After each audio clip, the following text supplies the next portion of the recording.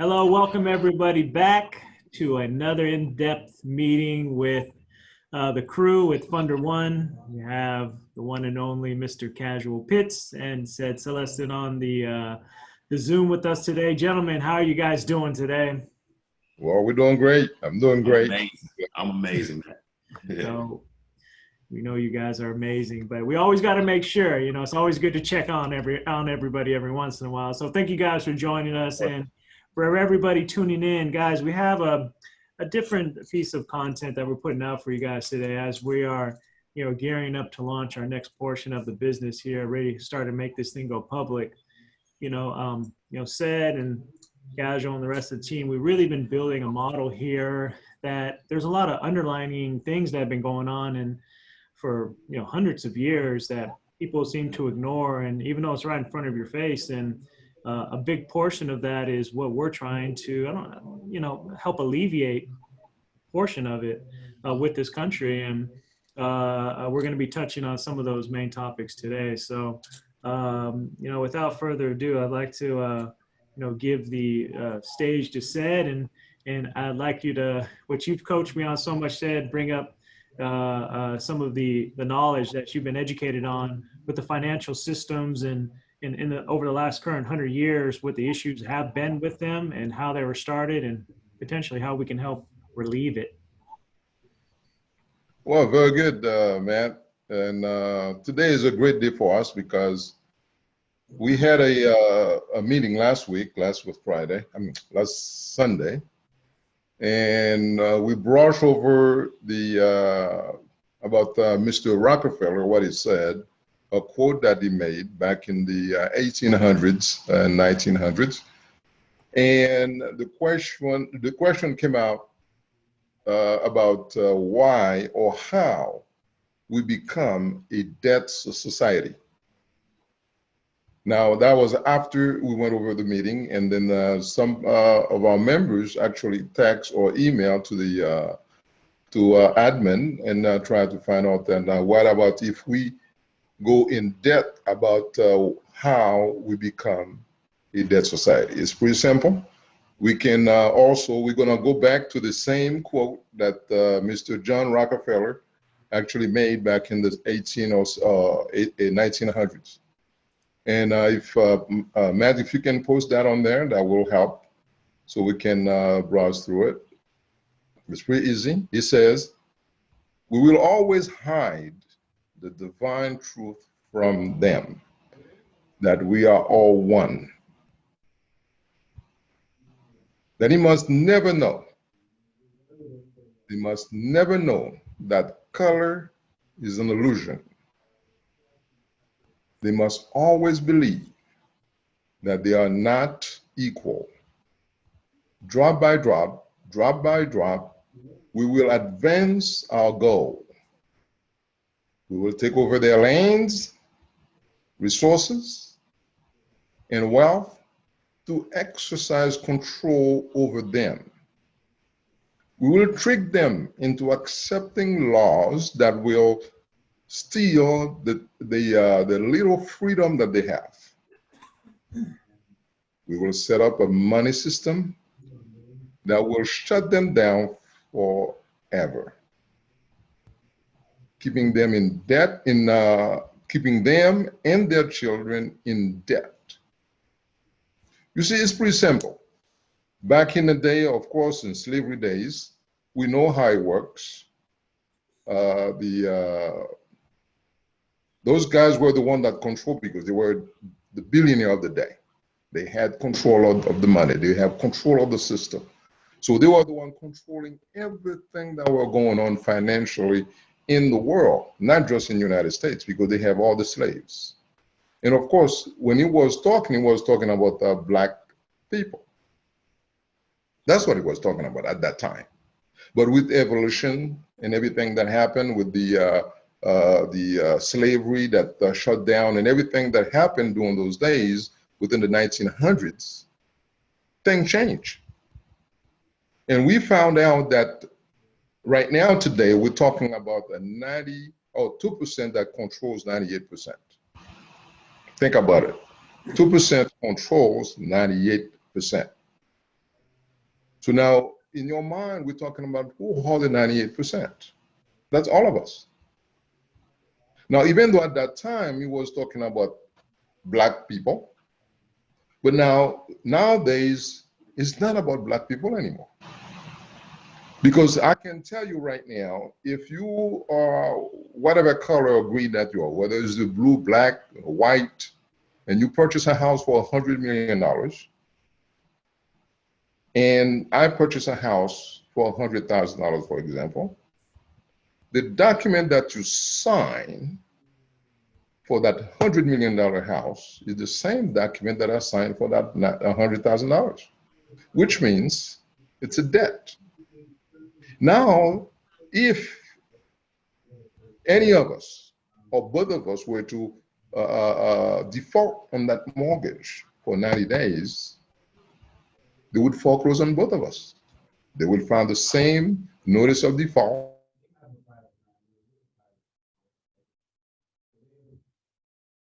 black, and it's not about white. Again, what do they do nowadays? They keep us busy, the 98%, fighting with each other, and that most 99% of the time, we don't even know what we're fighting about. But the 2%, they're still on top, collecting and making money. But now, we're not paying attention. We're not reading what they've been doing, how we got here. Because at first, all transactions were peer-to-peer. How we mean peer-to-peer? You want oil? I want chicken. You have the chicken, and I have oil. We do an exchange. I give you the chicken, and you give me oil. So that's a peer-to-peer transaction, and it's done. There was no debt. You see, and later on, they created the system, just like he said on that quote, they will create a debt system that we always owe to someone. Now, how do they do it?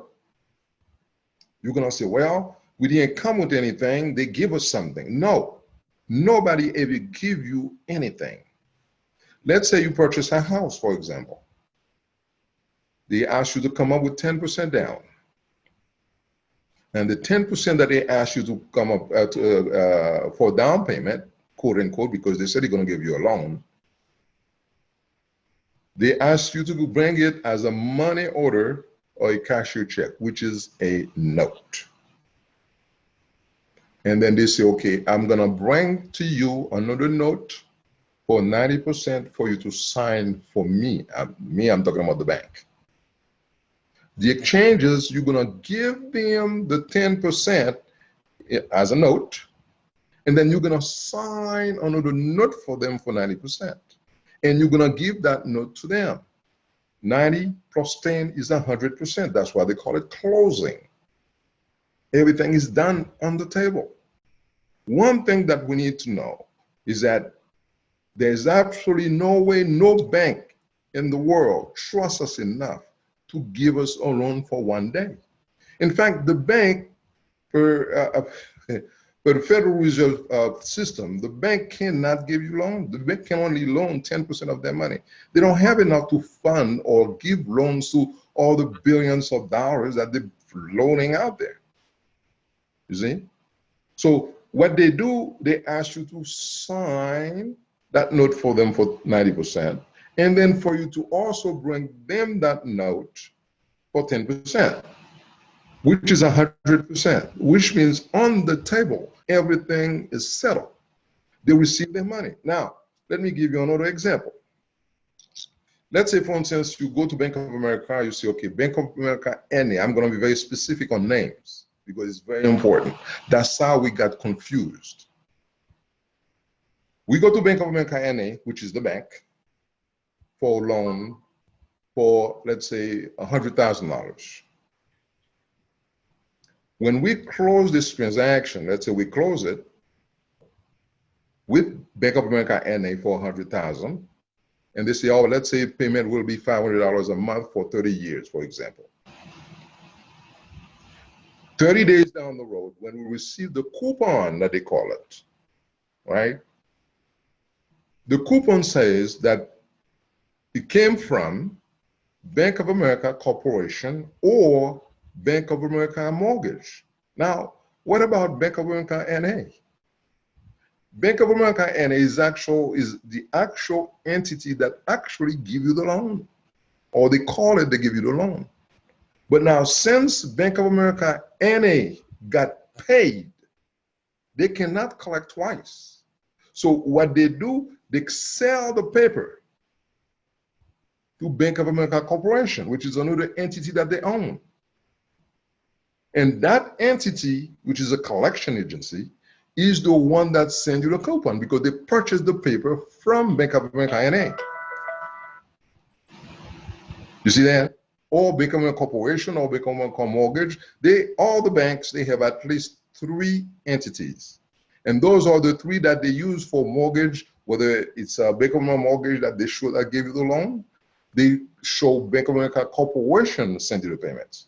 Because within 30 days after you close the transaction, they get paid. Because what they do with the note, they actually deposit the note, endorse it, pay to the order of without recourse, ABC Bank or Bank of America NA, and enter into the book as bookkeeping entry as credit, they got paid. So since they get paid, they cannot collect again from you. So what they do, they actually sell the paper to Bank of America Corporation, and Bank of America Corporation is the one collecting the payment from you. Now, here's the opportunity that we have. With the blockchain system, that's why I usually say that Satoshi is a banker. Satoshi came with blockchain back in 2008 after the housing meltdown. Why after the housing meltdown, not after a financial meltdown? There's a big difference between the two. Because he was very specific. He said that blockchain is a peer-to-peer platform. You see that? It's peer-to-peer. And not only that, they say, okay, with the blockchain, there's transparency. You can see all the activities that they do. Every penny that they make on this transaction, you can see it on blockchain. Whereas the banks, when they quote unquote say they give you a loan, they convert the note into mortgage-backed securities. They put in a remit trust that they can collect money every month on it. Now you, the creator, doesn't get anything out of that. That's the note. And plus they endorse it and they create credit in their book so they can give more loans. So now what about you, the creator? You are the one that create that specific note. This is your note. How can the note is making money every month and you're not making money? So it is very important to go back to what was said by Rockefeller and other big tycoon back in the 19 or 17, 1800s. So we can see what they say, how we got here. That's why blockchain right now is extremely important. All we're doing is we're following Satoshi's vision to a T. Because we say, okay, all transactions are peer-to-peer. If they are peer-to-peer, we can do the same thing as far as you buying a house. We can tokenize the property for you. We can create the liquidity for you and eliminate the debt. And that's basically what we did. So last time when we talk about the Rockefeller's quote, and that's basically what we meant. Now, one of the things that we need to understand is that there's no secret out there. Back in the day, like the 17, 18, or 1900s, early 1900s, those guys, they didn't think that one day those things will come out. Right. They say it. Those one things, though, I mean, so just to reiterate, right, what you're talking about, the peer-to-peer, right? It was bartering, right? That's what people used to do, barter, right? Like you said, the chicken for the pig, for the, right? People would give directly peer-to-peer. Excuse me. But what's changed, right, is financial platforms, right? Financial platforms came into play, right? And that's where everything started shifting. You started having, obviously groups, individuals with significant amount of money that would figure out how to create, as you said, debts, which was new to society. There's no such thing as debts before, other than, kings that were trying to, collect, whatever tax debts that they wanted to make up for the villages below them. I mean, that was just, people getting pushed over.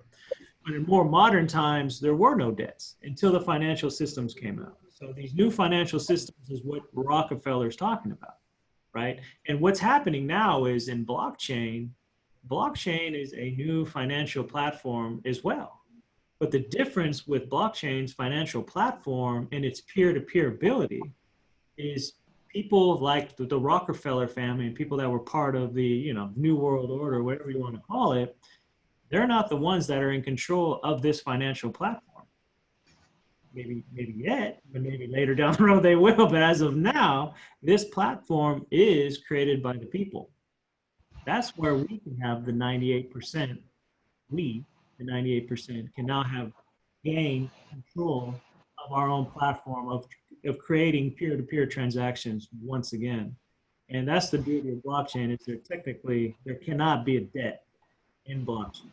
Right now in DeFi, again, the banks are trying to mix their model and try to create debts with blockchain, but it's not natural. That was not what it was created for. The natural structure of how blockchain was created with the currency being pushed through it is that there is no debt, right? You'll be able to transact clearly between one peer to another. So I think that's important for people to understand is, how can, other than from political standpoints and, media, how can people be in such control, the 98%, how can the 2% be in such control?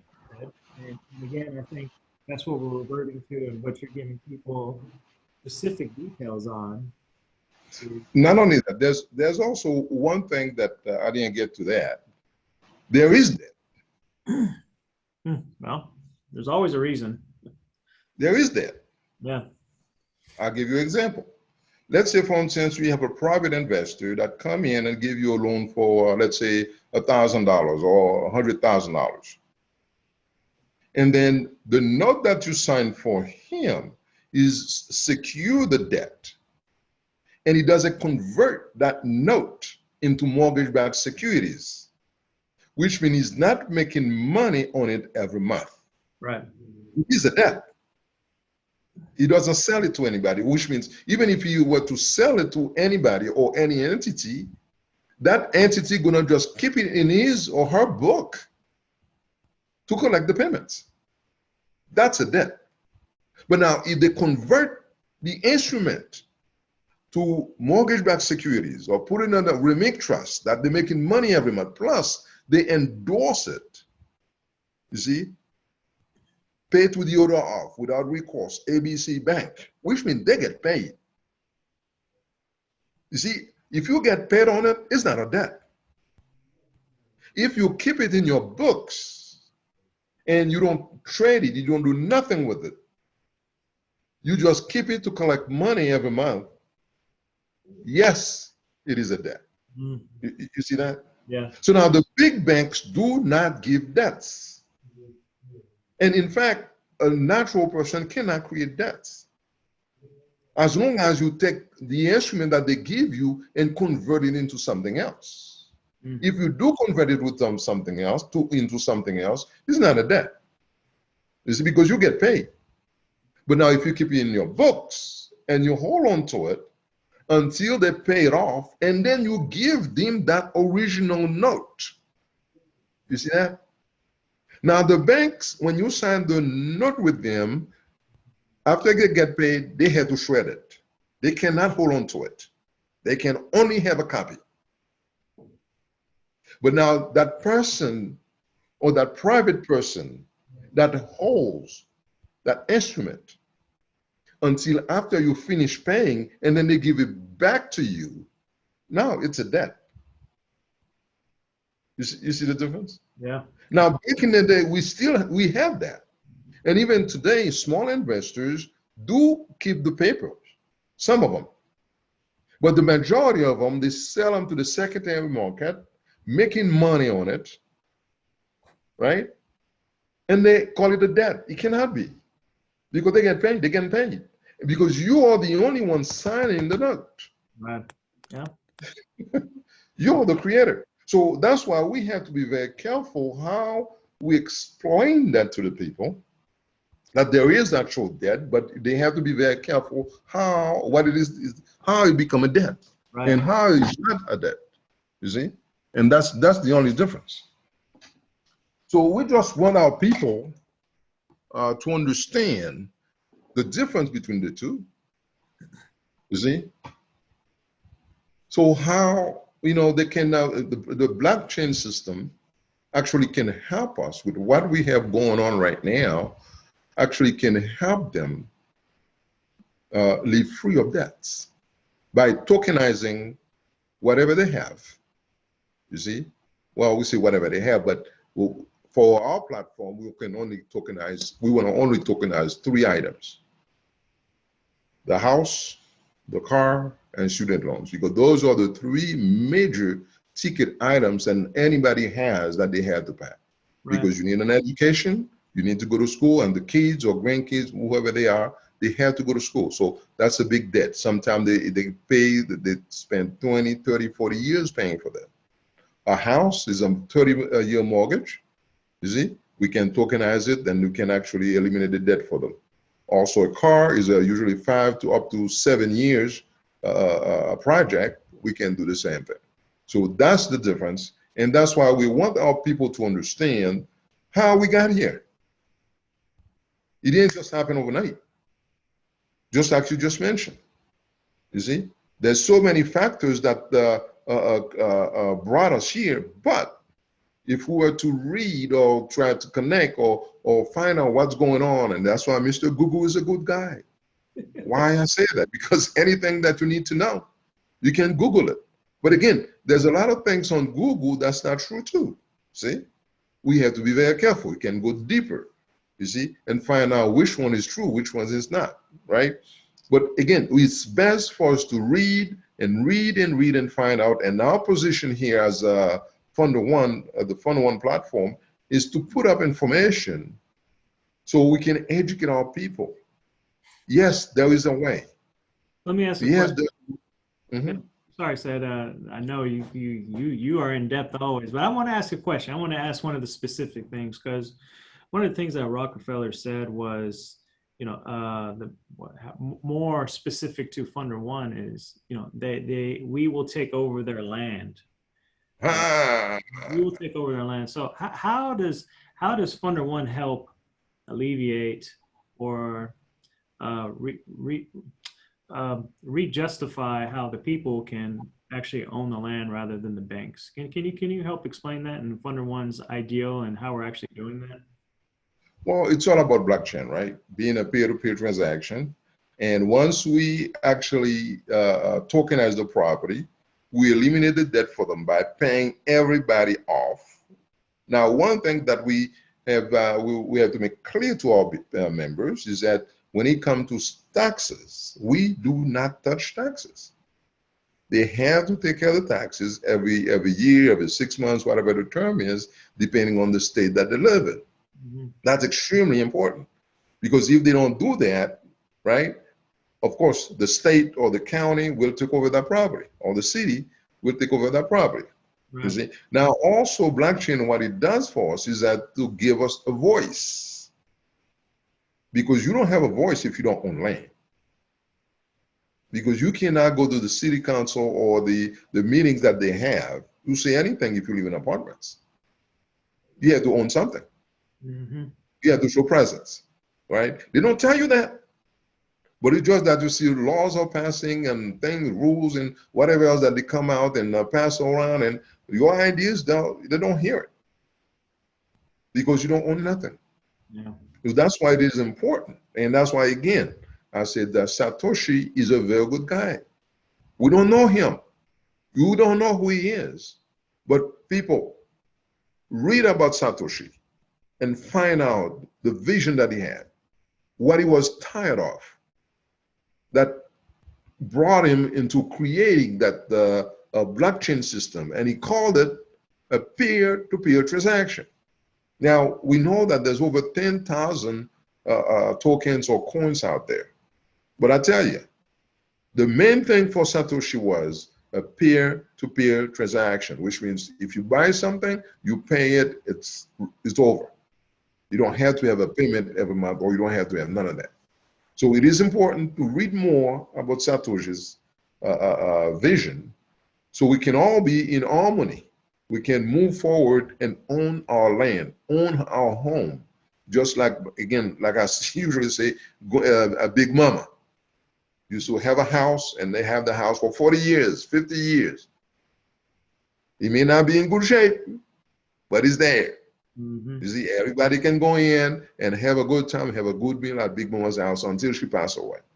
You see, so those are the things that we need to, we may not be able to bring it back, but we can bring back the opportunity to own.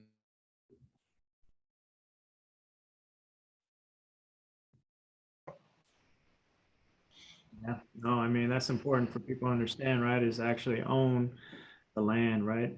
People are the misconcept of, people get a loan from a bank and they get the keys handed over to them. They walk into the house that we own the house. Well, you don't own the house. The bank owns the house, right? Until you've paid your 30 years off. And most people today, before the 30 years comes, every 6 months, probably every week, actually these days, they're trying to refinance you. So the 30 years is getting turned into 45 years, 60 years. It's going to get turned over to your kids and kids, grandkids, right? And it goes back to what Rockefeller's talking about, right? We're talking about creating debt for years to come. And that's exactly what the banks intend to do. We keep turning over the notes, the paper that they're generating with you as a person and your signature, turning it over into more debt so that they can put it onto their platform and create more money is exactly what they're doing. So in order of you taking control, by you having the upside, is exactly what Funder One's about. And we're starting right now, today, with your home. And that's exactly what we're doing. And last thing I want to touch with you, Said, is an important key, and another thing that Funder One does through our platform is, again, giving more power to the people, is the trust, right? I mean, through a typical transaction, right? Through a typical transaction, right? The bank, they kind of slide in and they act as your trust, right? But maybe, and just alleviate this high level, we've gone into it, but high level, again, how that steps into what we're doing that's different to give people more security on their actual property through Funder One. Well, it's a very good thing that you just mentioned here, because when it comes to the remit trust, they call it, right? That's where they put the note so they can move it up to make money, right? Now they call the buyer or the owner of the property the trustor. What is the trustor? The trustor is the creator, is the guarantor, right? Now they call themselves the trustee, right, and the beneficiary. That's the big one. That's the big one. Yeah. So, which means at the end of the day, you're the trustor, well, you don't have a say. You don't have nothing. You don't have anything. You don't have. Well, you have the home now. Well, you have the house. home. You're the creator to get the home. The house. Yeah. You see, but the thing about it, they make you believe there's a debt on the house, but there's no debt on the house, because if you go under a borrower's covenants, it says clearly that the property is unencumbered. You see? Now, in order for them to take that entity into trade, it cannot have a debt on it. It has to be clear. Right. Now, if you were to go to foreclosure, when they send you the notice of default, what they're saying is that you authorize them to sell the house for you. Yeah, I know. They don't say that they're foreclosing. Foreclosing, that's we on the street that we talk about foreclosure. Because the bank cannot foreclose because the house doesn't have a debt. I don't know if you. I don't know. Yeah, they're creating their own rules. They have believe that. right. But on the document that they sent to you, nobody ever took time to sit down and read what it says. He said, you actually authorize them to sell the home for you. Right. That's what they say. They don't say they're foreclosing Yeah. because it's already paid for. They just call it a foreclosure clause, right? But they're not foreclosing. Yeah. They're not foreclosing. You authorize them to sell it for you. You see? So it is important, like I said, to read the stuff when you receive something in the mail for you to read it. Now, of course, there's an agreement based on the deed of trust. He says clearly that you agree to make payments. Now, that's another topic. But with this agreement, that just that line that says that you agree to make payments, that's how they get us. And that's why if you were to go to court, you try to sue the bank saying, hey, something wrong with those documents, they ask you two questions. The first one, did you read it? Well, I didn't have time. I signed on the duress and this and that and the other. This next question is, did you sign it? Sure. No. I'm wanting my Because once you sign, you agree. yeah. You know. You see, so it may be fraudulent, but if you sign it, you agree to it. Right. And it's notarized. You know, and with all that, with Rockefeller and everything that we're doing, I mean, this is important, just from an education standpoint, but also a direction standpoint of what Funder One's trying to do is give people an opportunity for them because of all these burdens that have been kind of slyly put into our societies, these financial burdens that again, the writing's on the walls, what Said's saying, it's right there, it's on your paper that you're signing, but we just do it mindlessly because that's how we've been trained. But what Funder One is trying to do is, again, is take away some of those society modern ways of I don't know what the right word is, tricking people into creating debt, but allowing people to start building wealth again. And that's what Funder One can is going to help a lot of families do. And the new standard of creating wealth is really hard to do it through traditional mortgages right now. So what we're trying to do is get people on track with their families and start creating generational wealth by you actually owning the property. And those are all of our hard intentions and what we're trying to do. Very exciting here, Sid. We're very excited to see, a lot of happy faces, going to meet a lot of our members, closing a lot of these projects, and start helping them create generational wealth for us, for them, for everybody. Start creating a new norm, a new financial system that can, again, guys, we're not against the banks. That's not the entire story of what we're doing. Banks are necessary. They are necessary. All we're saying is it needs to be a little bit more equal out for everybody to benefit from it. There's enough greed in this world, so all we're trying to do is alleviate some of that greed, help people where they need it. And, it starts with the house. Everybody needs a house, and everybody needs to not have a financial burden on their house. So people can be more comfortable, can take a lot of that stress off of their mind. They can go back. You're fading away. You're fading away. You're fading away. You can't hear me? Can you hear me okay? No. Now it's better. Yeah, no, it's really important for what we're doing. I mean, it starts with the home, and at the home, not having stress at home. When there's no stress at home with the burden of the debt of the home, people can go back to being creative and artistic and spreading love and doing all these things, the mental, the mindset, all these things. I mean, the stress on people's shoulders today with everything going on is tremendous. And anything that we can do to help relieve that, again, it starts with the home. We believe that when the butterfly effect per se starts with the home, and it'll echo out to helping people in all other parts of their lives by alleviating that financial stress. So, that's what Funder One is about in my eyes. So, how would you see it, Ted? Well, the way I see it, I mean, it's actually the same way basically, but it just that there's more to it, right? Because they make us believe that we owe something to somebody, knowing darn well that they already got paid.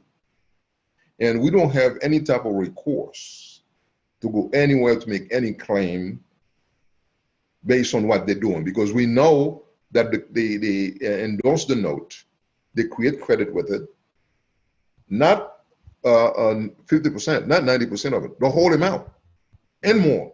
Because what happened is every time that collection agency, which is that third party that was not part of the game, you see, every time they sell the note to a new entity, that new entity just put the new serial number on it. That's why your account number has to change, and then endorse it and do the same thing every time. Which means if you have a note, you have it for 15 years because they cannot hold it for more than 5 years. Mm-hmm. Within the 5-year period, usually on the fourth year, they sell it to another party. So now ABC collection agency purchase it and they change the serial number. Sure. That way they can do the same thing. They can endorse it, pay to the year off without recourse ABC Bank, and they create credit. 4 years later, they do the same thing to a third party, another party. So they keep on getting paid and still want to collect payments. You see that? And you still, as a homeowner, making payments on the house, and they're making payment money on it. And then they have the nerve to say that they're going to foreclose if you miss 90 days. I mean, 3 payments. Now, there's something else that they call mortgage insurance that you paid for, that's on that mortgage. And after, they have to wait for that 90 days before they can collect. So which means they collect that payment too. That's right. And then they come back and they sell the property for pennies on the dollar just so they can get you out. So anybody can come in and purchase the house. They discount the house. Let's say you owe 500,000, for example. They can sell it for, let's say, 350. You see that? And that's how they keep on doing it. And you being invested, you invested on the property for 2, 3, 4, 5, 6, 10, 15 years, you end up on the streets. Right. You see that? You created the paper for them for 30 years, and that note you create for them for 30 years stays for 30 years, which means the whole term, they'll be collecting on it. Right, regardless of where you're in the streets. Yeah. Yeah. So that's why, like I said, Satoshi is a guy that I wish I could meet him. Mm. You see? Because what he created, it's fantastic. Because he say all transactions are peer-to-peer. Now, if you go to blockchain and try to do anything, it has to be peer-to-peer. Yes, we could create a DeFi platform and make a lot of money, create another debt system or debt platform, right? But now when I look at Satoshi's platform, where the vision, he says peer-to-peer, I'd rather stick with that. And not only our investors will make their money, because what the banks do, when they foreclose on a piece of property, for example, let's say they have 1 million homes in that trust, remake trust, right? And a few of them got foreclosed on. Now, when they go back to the investors, they say, hey, we have a few bad ones in there. So who's get shorted on their interest? The investors. That's right. You see that? So the investors end up with the short end of the stick. And they were the one that initially brought the money up front to close those transactions. Mm-hmm. And guess what? At the end of the year, we found out that all those bankers receive bonuses. Of course. So now how can the investors receive bonuses and then the investors lost money? That doesn't make sense. So that's why with our platform, the way it's set up, that the investors will not lose anything. Yeah, the investors are preferred in our platform, right? And they're always taken care of first because we recognize, unlike the banks, they're the most important key because without their initial capital, none of this other part of the ecosystem works, right? So investors are preferred the way that we structured it. So they're our priority in order for us to help everybody with their property. So you're right, Sid. I mean, that's important for people to realize as well, so. Yeah, because they are number one for us. Yeah. Without them, we cannot fund. No, we sure can't. So, but yeah, And without them, the banks cannot fund. no, that's the same thing with them, but they put them in the back seat. They're not preferred.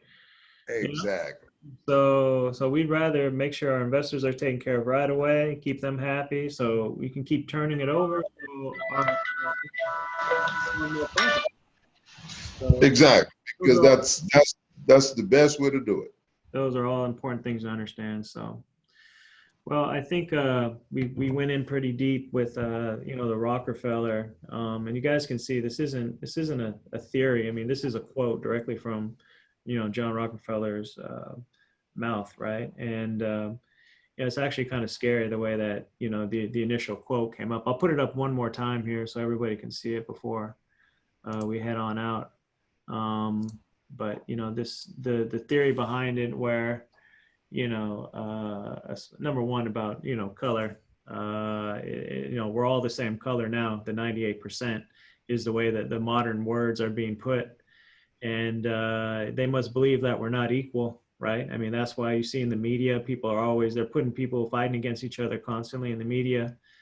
Drop by drop, we will advance our goal, right? You can see that with commercial real estate and, and politics. You can see that advance constantly. We'll take over the land resources, wealth, and exercise control over them. I mean, we all can see that. That's pretty clear, where the control is. It's really not even 98%. It's really like 99.5% of us. It's really 0.5% that's really controlling everything. And then trick them into accepting laws that will steal little freedom that they have. I mean, that's a whole nother topic we can get into, but Funder One, we love to see how we can help in those areas, but that's not our media. But that's something that can't be ignored either. I mean, the way laws are structured and the way the unbalanced, especially between color and everything going on around the world with the unjustful laws and how people are being treated. I mean, all this is here, and this quote is what, 100 years old, said? I mean, when was this quote? Yes, actually, it's over 100 years old. Yeah, and all this stuff remains true. It is. And nobody's taking an effort to really change anything. I mean, you can see. I mean, and we will set up a money system that will shut them down forever, guys. I mean, the money system. I mean, we're talking about stocks, we're talking about banks, we're talking about everything that's said, and I just went through where nothing is set up for us to really benefit from. I mean, stocks and bonds and 401ks and all that stuff, guys. It's such minimal. I mean, things are and it's getting less and less and less that they're paying dividends on for the people. It's not to our best benefit. And the last thing is, keeping them and their children in debt. I mean, just the point blank here, guys, we're having student loans. I mean, they're grandparents now and they have a student loan. I mean, yes. This is crazy. This is the first time this is ever this has happened. People are carrying $200,000-$300,000 in student loans, and they have to pay those off. Those live with them forever. And that's another thing that the system's been set up to take advantage of people, and the whole college systems, and go to a good college, get a good job. That whole theory no longer remains true. But you know, I think we've covered a lot said, and as usual, I thank you for your wisdom and your One point that I wanted, I mean, by you going through this here, came something here. Something came to my mind. yeah. Nowadays, within the last few months, we've been hearing what the President Biden, been saying that giving money, they want to give money, you want to give more money, you want to give more money. And we have those guys or those experts on TV saying that not to give money to the people. You see, those guys, the experts on TV, they got paid by those lobbyists to keep us where we are. Because the government do not or does not give money to anybody. Those are money that we create for the government. The government is a fictitious entity. The government cannot create or give anything.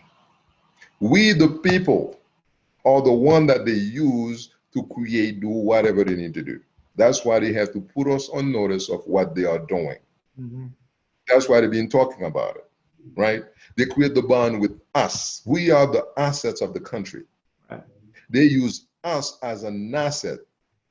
And just like a lot of people say that the government create money out of thin air, there's no such thing.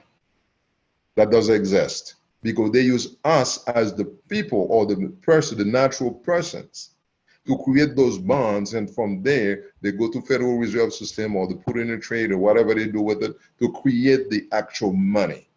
So the money that they claim.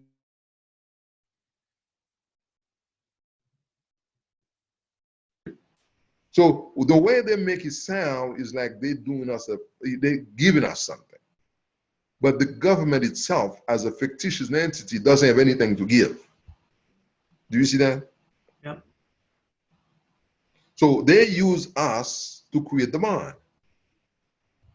And the bond, they use the bond in the market to create, convert it into cash. You see? So now how are they giving us anything if we didn't want it at first that created for them? That's why they have to put us on notice of what they're going to be doing. You see, President Bush did it. President Obama did it. President Trump did it. And now we have President Biden doing the same thing. They know something. But the key thing is they do not want to give us the detail about what they're doing. That's why those experts or so-called experts that are on TV, day in and day out, going against what the president wants to do. Now, we are for people to go out there and work. That's not what we're saying. We're not talking about the work portion of it that people want to stay home and collect. We don't want that. But ourselves, the position that we have is that when the government or the president saying is giving, is not really giving anything, because we the one that created for the government. Mm-hmm. You see what I'm saying? Yeah. So we need to understand that part of it, because the government doesn't have any, just like the banks don't have nothing to give. It's a fictitious entity. So how can he give anything? It doesn't have life. You see? But now we as a people, they use us as the asset of the country to create stuff. And that's how they can say that they're going to give us. And that's why, I think President Biden still keying on he's going to give, and nobody will stop him from giving because they know something. So what we need to do is to read more and find out what's going on. And once we get to that point and we read and see what's going on in the back office, we would have the problem. But my thing is those lobbyists that paying all those TV stations or radio stations to say what they're saying and call themselves experts. You see? And they don't know jack. Mm-hmm. Well, I don't want to say it like that, but it is what it is, right? But again, that was a very good conversation today about what's going on and the reason why that, we can say how we become in that society is no secret. It started way back in the slavery time. They want to keep us where we are. And we started with the black folks. And as everything migrate and change, and it become the 98%, which means it's not about black, it's not about white, it's about the people. Because if you alive today and you want to buy a house, you go to the bank, you're gonna get a debt, regardless of white, black, narrow, brown, it doesn't matter the color. You're gonna have a loan. And if you miss 3 payments, you're gonna have a foreclosure notice, just like anybody else. So keep it clear. It's not about color. It's about dollars and cents. That's right. Very good. Well, again, thank you for your time, everybody. Thank you for joining us. We hope you enjoyed this one and look forward to the next one. So, guys, knowledge is key. Thank you very much, Seth. Have a good one. For sure. Thank you. Have a good one.